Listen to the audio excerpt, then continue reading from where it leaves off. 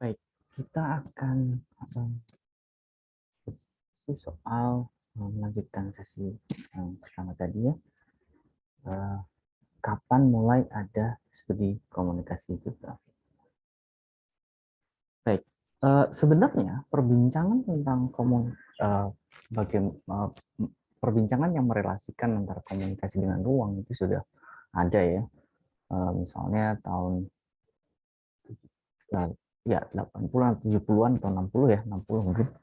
Harold Innis berbicara soal media yang membiaskan ruang atau bias ruang di dalam media. Tetapi penyebutan salah satu bidang komunikasi, yakni komunikasi geografi, itu bermula ketika kira-kira di tahun 1985 atau 86 ya. Ini yang pertama ada publikasi karya Jacqueline Burgess dan John R. Gould. Keduanya adalah sarjana geografi sebenarnya. Nah, ini mereka mengkritik pendekatan yang dominan dalam studi geografi, yakni pendekatan behavioristik dan interpretif. Pendekatan behavioristik biasanya mengkategorikan informasi ya, atau simbol media, simbol ruang di media, itu biasanya dikategorikan hanya sebagai citra dari tempat, bukan tempat aslinya gitu, atau stereotype tentang tempat. Artinya masalah komunikasi ruang, simbol ruang atau tempat itu adalah benar tidaknya simbol itu gitu, sesuai nggak dengan aslinya, kira-kira demikian. Pendekatan interpretif juga demikian, karena ruang dan tempat yang ada di media, di majalah, di televisi, itu ya hanya simbol, hanya pencitraan, itu palsu. Kalau Anda pengen benar-benar yang namanya pendekatan humanistik ya, benar-benar tahu ruang ya Anda harus mengalami ruang, kira-kira gitu. Burgos dan Gold melihat bahwa studi geografi ini perlu mempertimbangkan atau mengadopsi pendekatan budaya populer dalam studi media waktu itu. Jadi pendekatan budaya populer, dalam pendekatan budaya populer ya, ini salah ketik, yang dipermasalahkan bukan palsu atau tidaknya ruang di media, tetapi media itu sebagai tempat ideologi atau struktur pengetahuan tentang ruang itu bekerja. Kira-kira demikian. Jadi pengandaian tentang apa yang kita kenali dari Australia. Australia itu apa namanya, gedung opera gitu. Padahal Australia itu ya bukan hanya gedung opera, ada sabana mungkin di sana dan lain sebagainya. Oke, misalnya ini ya. Ya, ini adalah salah satu destinasi wisata di New Zealand. Tapi begini, ya kita semua tahu itu. Kita semua kemudian bahwa itu adalah destinasi wisata di New Zealand, namanya Rumah Hobbit. Anda di search di Google Maps juga akan menunjukkan itu ya. Tapi gini, Hobbit dan juga Rumah Hobbit sebenarnya tidak ada di dunia. Nah, dari mana kita meyakini ada Rumah Hobbit? Nah, kita mengenali kemungkinan. Nah, ini adalah dari film Lord of the Rings. Nah, di Rumah Hobbit itu adalah a place that represented in a film. Jadi itu ada di media, tapi kita sama-sama kemudian tahu bahwa oh iya di sana ada Rumah Hobbit, New Zealand tempatnya, karena itu merupakan lokasi syutingnya. Gitu. Nah, sekarang apakah kita pernah mempermasalahkan beberapa yang akan saya tampilkan ini palsu atau bukan? Ini di Bandung, di farmhouse di Lembang ya, dan ada di Tulungagung, Jogja. Mungkin nggak sama, tapi semuanya akan bilang bahwa ini Rumah Hobbit gitu. Jadi nggak ada dari kita yang kemudian mempermasalahkan ini palsu atau bukan gitu. Ya tiruan mungkin, tiruan dari Rumah Hobbit Jalan, tapi Rumah Hobbit itu benar-benar ada nggak? Ya sebenarnya Hobbit itu nggak ada di dunia ini. Tapi kita nggak pernah mempermasalahkannya. Kemudian, Jadi masalah pada simbolisasi ruang di media bukanlah pada apakah informasi itu benar-benar ruang atau hanya citra. Karena media, untuk informasi atau simbolisasi itu ternyata berperan lebih dari itu. Media atau komunikasi memproduksi tempat atau ruang baru. Baik, another example, contoh yang lain. Ya, kita mengenalnya sebagai Indonesia sekarang. Tapi waktu itu ini adalah gambaran tentang peta Hindia Belanda di Amsterdam. Nah, baik. Ini saya petikkan dari laporan dari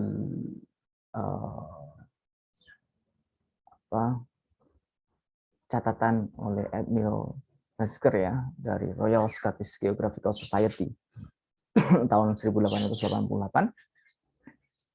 Jadi sebelum orang Belanda menyebut Indonesia, orang Inggris ini menyebut kepulauan itu sebagai Indonesia. 1808. Orang Inggris seringkali mengenalkan sebagai Indonesia ketimbang menyebutnya sebagai Hindia Belanda. Baik. Awalnya bangsa-bangsa di Indonesia itu merasa dirinya saling berbeda, bangsa Sunda, bangsa Jawa, bangsa Minangkabau. Anda bisa membaca beberapa teks surat kabar ya tentang itu tahun 1914, 1915 itu akan ada sebutan begitu, bukan bangsa Indonesia. Nah, buku geografi waktu itu, geografi kolonial, media itu salah satu media komunikasi, mengajari murid-murid pribumi bahwa wilayah yang mereka tempati itu bernama satu Nederland Indië, bangsa Hindia Belanda. Ada. Nah, orang-orang pribumi itu pada akhirnya tidak menyebut Hindia Belanda, gitu, tetapi menyebut wilayah itu sebagai Indonesia, kata yang diciptakan orang Inggris, asal katanya dari Indonesia. Jadi kemudian ya ada perubahan bentuk ya kata menjadi Indonesia. Jadi dan kita itu yang menyebut diri kita sekarang bukan lagi bangsa Sunda, bangsa Jawa, tapi bangsa Indonesia. Ya karena media tadi, media kemudian memproduksi ruang. Bukan kita sebagai Indonesia. Ya, kira-kira gitu ya. Masalahnya kemudian gambaran tentang satu Indonesia itu kan kabar atau informasi yang diberikan dalam buku geografi yang bisa saja cuma citra atau palsu sebenarnya. Kan bisa saja demikian sebenarnya. Tapi kemudian ya nggak terjadi. Jadi sekali lagi masalah pada mediasi informasi atau simbolisasi ruang bukanlah pada apakah informasi itu hanya citra atau palsu. Nah, Jacqueline Burgess dan John R. Gold menyatakan bahwa media adalah tempat ideologi dari sebuah kebudayaan bekerja. Media dengan demikian adalah tempat yang mempengaruhi cara manusia memikirkan ruang. Jadi ketimbang memastikan apakah ruang di media itu cuma citra atau representasi, Burgess dan Gold lebih tertarik pada pertanyaan-pertanyaan dari budaya populer di pendekatan media. Kenapa sih misalnya masyarakat atau media menggambarkan atau merepresentasikan ruang atau tempat dengan cara tertentu? Apa ideologi yang mempengaruhinya? Apa pengetahuan yang mempengaruhinya? Dan kekuasaan apa yang bekerja atas representasi tersebut? Kira-kira gitu. Jadi pertanyaan jadi pindah, tidak lagi pada problem palsu, problem citra, hanya citra gitu, gambar itu hanya, tapi kenapa kamu digambarkan seperti itu? Nah, ini dari field komunikasi ada Joshua Meyrowitz ya, ini salah satu pemikir di Toronto School, sekarang masih hidup, mengajar di Kanada. Pada 1985, Joshua Meyrowitz mempublikasikan bukunya No Sense of Place. Meyrowitz menulis bahwa bukunya menggambarkan bagaimana media elektronik mempengaruhi tingkah laku sosial, bukan melalui kekuatan pesan media elektronik, bukan melalui kekuatan pesannya, tetapi dengan bentuk mediumnya. Jadi bentuklah yang mempengaruhi orang ketimbang kontennya. Ini gagasan yang mirip diktum dari figur pendekatan Toronto School ya, teknologis, Marshall McLuhan, medium is the message. Baik. Dengan media elektronik, berpisah secara fisik dari seseorang tidak berarti berpisah secara sosial dari seseorang tersebut. Jadi, ya ini mungkin terjadi dengan Anda ya, Anda berpisah fisik dari keluarga Anda yang merantau ke Jogja, kemudian misalnya yang berasal dari Kalimantan atau Sumatera, merantau ke Jogja, ruang fisiknya berubah, tapi ruang sosialnya masih, Anda masih bisa video call dengan orang tua misalnya di rumah. Nah, media dengan demikian menurut Meyerowitz mengubah bentuk situasi sosial dan juga identitas sosial. Media elektronik yang menurut Meyerowitz telah mengorganisasi ulang ruang-ruang sosial tempat orang berinteraksi dan kemudian melemahkan relasi ketat antara ruang fisik dan ruang sosial. Tadinya ruang fisik dan ruang sosial itu jadi satu, gitu. Ketika tidak ada media elektronik, tapi ketika ada media elektronik, ketika ruang fisiknya mungkin berjauhan, ruang sosialnya belum tentu. Ini kita dapati misalnya kita bisa baca dari lagu-lagu zaman dulu ya, misalnya seseorang yang mengisahkan seseorang yang meninggalkan kekasihnya untuk merantau gitu. Lagu-lagunya siapa itu, Lord Ambyar ya, Didi Kempot misalnya, Terminal Tirtonadi, terus kemudian Pelabuhan Tanjung Mas. Ini adalah lagu-lagu yang menggambarkan titik-titik perpisahan ruang fisik dan ruang sosial. Jadi saya kira lagu-lagu sekarang tidak terlalu mencerminkan itu gitu, karena memang kalaupun terpisah dengan ruang fisik, maka ruang sosialnya masih. Gitu. Ya sekarang lagu-lagu menyerap kode-kode yang lahir dari dari zaman sekarang gitu, WhatsApp, gitu, sosial media dan sebagainya. Oke. Nah ini contohnya. Ini gambaran bagaimana ruang fisik itu terpisah dari ruang sosial. Ini adalah ruang keluarga, tempat satu keluarga berkumpul. Tapi ketika mereka semua pegang gadget, pegang handphone atau smartphone, si anak ruang sosialnya dengan game misalnya, si anak laki-laki, si anak putrinya dengan ruang sosialnya jadi apa? Ibunya kemana? Gitu. Bapaknya juga punya ruang sosial sendiri misalnya di kantor. Nah, si anjingnya ini sifatnya saya nggak tahu. Kira demikian ya. Jadi ruang ini penggambaran anekdot untuk menggambarkan bagaimana keterpisahan ruang fisik dan ruang sosial ketika ada media elektronik sebagaimana gagasan dari Joshua Meyerowitz. Nah, itu tadi jadi sekitar 1985-an itu agak bersamaan ya dua buku tadi itu mengungkapkan gimana relasi antara komunikasi dan geografi. Nah, ini saya akan ceritakan tentang efek komunikasi geografi dalam komunikasi. Perspektif geografi atau perspektif ruang agak membawa masalah dalam ilmu komunikasi. Kenapa? Biasanya begini, dalam studi komunikasi kita mengenal apa yang kita namakan konteks-konteks. Misalnya komunikasi organisasi, jadi konteksnya organisasi, komunikasi interpersonal, konteksnya interpersonal. Konteks itu kan batasan, dan ini punya posisi penting dalam studi komunikasi. Di mana kita meletakkan tindakan komunikasi. Jadi komunikasi tergantung konteks. Gitu. Dengan konteks misalnya, masalah komunikasi massa itu akan dipisahkan dari komunikasi keluarga yang masuk sebagai masalah, misalnya ya, itu masalah komunikasi kelompok, karena kelompok kecil misalnya. Nah, konteks itu adalah batas ruang, di mana komunikasi massa jadi berbeda dengan komunikasi kelompok. Jika konteks adalah ruang dan asumsi komunikasi geografi adalah ruang itu berubah, maka konteks-konteks itu dalam komunikasi itu kan berubah, karena itu kan ruang-ruang dalam ruang-ruang yang menjadi tempat peristiwa komunikasi itu berubah juga. Lalu bagaimana kemudian nasib konteks komunikasi?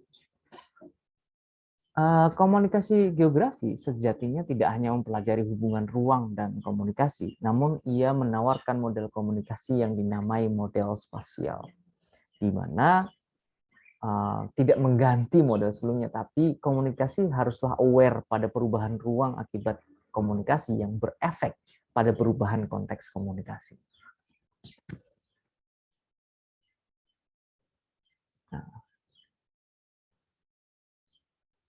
Nah, ini saya tampilkan beberapa bahasa ya. Budak-budak tuh pai ke school hari ini. Dia ndalak coconut yang dikasih aren mangko lemak. Artinya dia mencari degan kelapa muda yang kasih gula supaya enak. Yauni maling guava enggak di kebun kami. Dia mencuri jambu di kebun kami. Ini ada penyebutannya school coconut. Ini bahasa Inggris ya. Tapi dianggap sebagai bahasa daerah tertentu.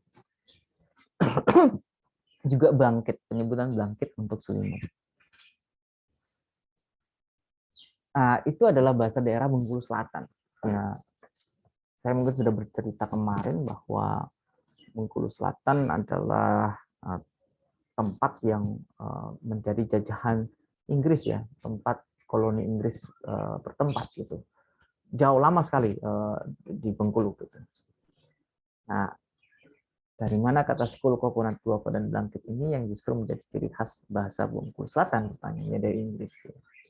Bengkulu Selatan akhirnya. Jadi Bengkulu Selatan, benar-benar Bengkulu Selatan, yang berbeda dari Bengkulu yang lain, dari tempat lain, karena menjadi Inggris gitu. Karena ada ciri khas Inggris. Nah, kira-kira itu masalahnya. Di mana, loh, ini konteksnya adalah lokal, tapi ternyata, loh, ini kok jadi Inggris. Itu contoh ya. Ini tahapan model komunikasi yang dibuat oleh Palkhammer dan Jensen ya. Jadi dalam komunikasi kita biasanya mengenal ada dua model gitu. Teori-teori yang berada di jajaran model transmisi. Model transmisi itu kayak teori SMCR misalnya. Nah, dia menganggap ruang, asumsi terhadap ruangnya adalah sesuatu yang ruang itu adalah sesuatu yang stabil. Jadi ruang itu hanya menjadi tempat terjadinya komunikasi. Misalnya penelitian paradigma kuantitatif. Efek tayangan global warming, misalnya program apa, efek tayangan global warming, efek tayangan tentang global warming pada sikap X misalnya di sekolah, di remaja sekolah ini. Nah, di remaja ini kan dianggap stabil gitu. Dianggap stabil dan ya hanya menjadi lokasi terjadinya studi komunikasi. Yang kedua, model ritual, kontekstual, atau kultural. Ini ya bisa disebut sebagai ritual, bisa disebut sebagai kontekstual atau kultural. Di sini mereka menganggap bahwa makna itu tergantung konteks ya, tergantung lokasi tersebut gitu. Jadi bedanya ruang, kalau tadi ruang hanya menjadi lokasi terjadinya tindakan komunikasi, maka di model kedua ruang memberi makna pada komunikasi, kira-kira gitu. Tapi dia melihat ruang sebagai sesuatu yang stabil. Contohnya adalah komunikasi, ilmu komunikasi itu, communication science di Indonesia itu berbeda dengan Amerika. Nah, ruang ini memberi makna pada istilah communication science. Itu kira-kira. Kalau kita ilmu komunikasi itu ilmu yang agak sebenarnya lebih ke communication studies gitu, ketimbang science. Kalau di Amerika science itu ya science, scientific gitu. Nah, itu agak berbeda dengan humaniora gitu. Oke. Yang ketiga adalah model spasial. Ini asumsi terhadap ruangnya, ruang adalah sesuatu yang diciptakan dan dapat berubah. Maka, nah, ini dalam melihat hubungan ruang dan komunikasi, hubungan ruang dan komunikasi adalah resiprokal. Resiprokal itu saling berhubungan, saling memberikan pengaruh. ruang mempengaruhi komunikasi, komunikasi juga membentuk ruang. Gitu. Ya, kita berlanjut ke area studi dalam komunikasi geografi. Penjelasan berikutnya ini, area studi ini saya ambilkan dari pembagiannya Paul C. Adams, ini seorang geografer dari Texas University. Ini hanya untuk menjelaskan saja ya, tidak berlaku harus begini. Maksudnya harus pakai pembagian area studi menurut Paul Adams. Karena yang lain gitu, McCarthy sama Coltree itu beda lagi membaginya. Gitu. Jadi ini biar gampang saja. Oke. Ya, Paul C. Adams, juga Jensen kemudian ya, dia menulis bareng Jensen, kemudian membagi menjadi 4 ini, area yang bisa kita pelajari untuk mempelajari studi komunikasi geografi. Representation, itu places in communication. 2, tekstur, communication in places. Connections, spaces in communication. Dan structures, itu communication in spaces. Representasi adalah bidang studi yang membahas bagaimana tempat-tempat itu direpresentasikan dalam proses komunikasi. Places in communication. Bidang ini terutama berkonsentrasi pada upaya memverifikasi gagasan bahwa pengetahuan manusia itu mengenai sebuah tempat diderivasikan dari gambaran tempat dalam komunikasi atau media. Jadi ini lebih memeriksa bagaimana gambaran-gambaran ruang atau tempat di media gitu. Tetapi tidak hanya memeriksa itu saja, dia kemudian mencoba menjelaskan bahwa pengetahuan tentang tempat atau ruang tertentu itu berasal dari gambaran tersebut. Kira-kira itu. Yang menjadi objek penelitian adalah gambaran ruang tempat di media. Jadi pertanyaannya banyak ya tadi saya ini. Mengapa ruang tempat digambarkan dengan cara A dan bukan B? Misalnya apa? Terus apa hubungan cara itu dengan kondisi sosial, budaya, dan politik atau ideologi? Nah, ini pertanyaan buat Anda adalah misalnya bagaimana Anda menggambar pemandangan. Kalau biasanya kita kalau diminta untuk menggambar pemandangan, kita akan melukiskan gunung, terus ada jalan, gitu ya, ada sawah di pinggir jalannya, terus kemudian ada matahari, saya di tengah gunungnya, matahari terbit, gitu. Terus kemudian awan. Kalau masih punya waktu, mungkin kita gambar burung ya, misalnya ada pohon, gitu, ada rumah, gitu, misalnya. Kadang-kadang ada mobil juga gitu, di situ. Tapi teman-teman perlu tahu bahwa sebenarnya model definisi kita tentang pemandangan itu sebenarnya diderivasikan dari bagaimana gaya lukisan masa kolonial Mo India yang molek ya, gaya Mo India, gaya lukisan masa kolonial. Jadi waktu itu orang-orang pelukis-pelukis dari luar negeri itu datang ke sini dan mereka melukis India. Melukisnya banyak fokusnya pada ya mereka mengagumi Hindia yang eksotis gitu. Jadi banyak melukis beginian. Sehingga kita sekarang kalau mau disuruh untuk mengungkapkan pemandangan itu ya gunung. Gitu. Nah, ini misalnya teks film, ini teks ya, salah satu scene di film Wonderful Indonesia itu memotret landscape di Bukit Tinggi. Ini saya ambil dari skripsi salah satu Pak ingat kalian. Jadi pemandangan tuh cara kita mendefinisikan pemandangan itu diakibatkan oleh ya ini lukisan kolonial, orang-orang kolonial yang orang-orang Belanda, orang-orang bule yang datang ke sini dan melukiskan Indonesia. Ya itu. Jadi waktu itu bukannya apakah nggak ada orang Indonesia yang melukis gitu? Ya orang Indonesia lagi sibuk kerja roti gitu, nggak sempet lagi untuk melukis. Kira-kira demikian lah gampang. Oke. Oke. 2, tekstur. Ini adalah bidang yang mempelajari perihal bagaimana proses komunikasi dimaknai dalam tempat-tempat sehingga proses komunikasi punya konteks lokal tertentu, communication in places.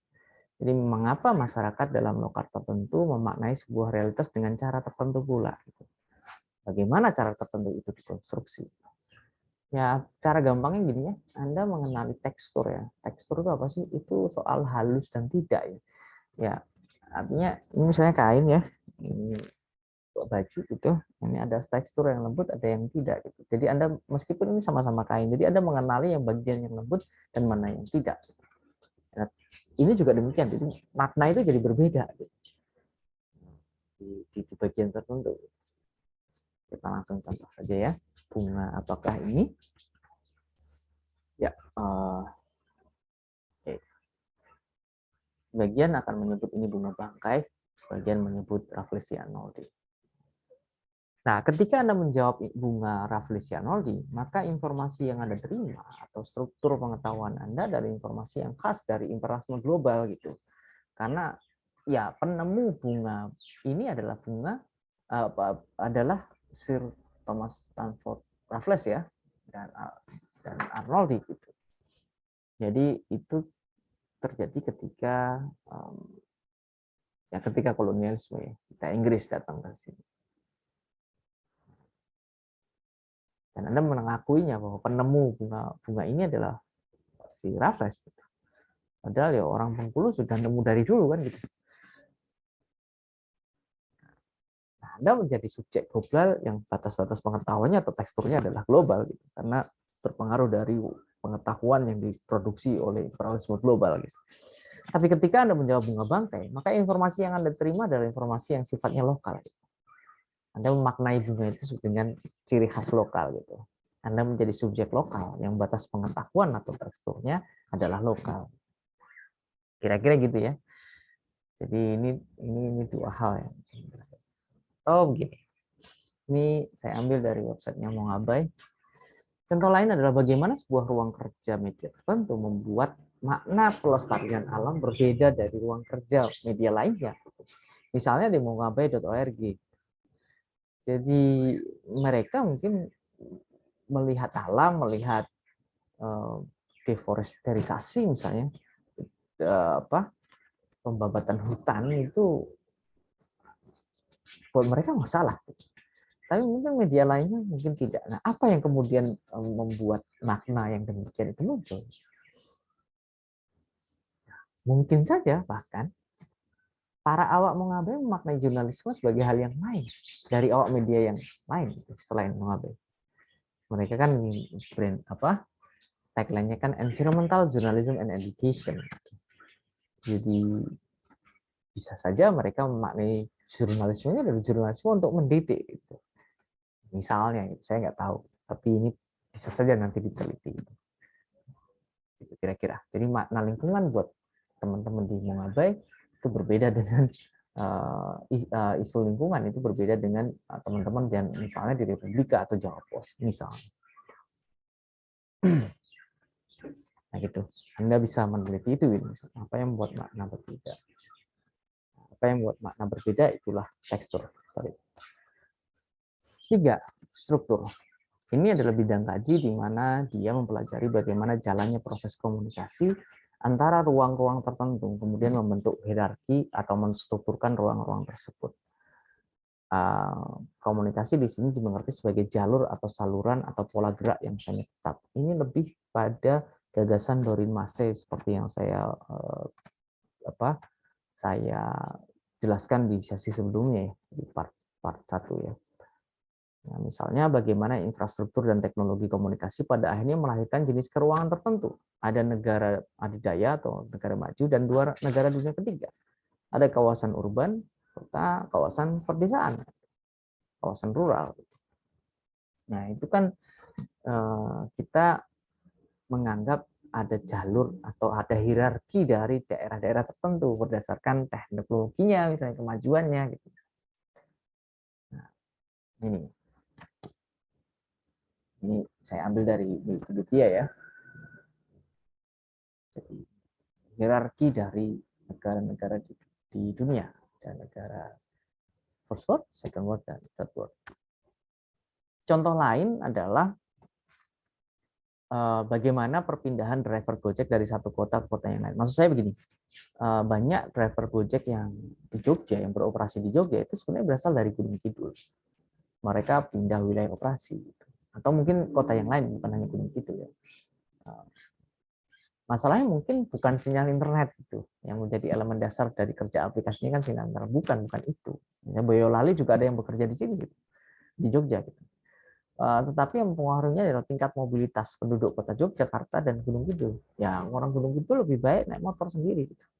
Atau apa? Timbang orang Jogja ya. Jadi misalnya mobilitas itu membuat kita berpikir bahwa ada hierarki kota yang lebih ramai dan kota yang tidak ramai.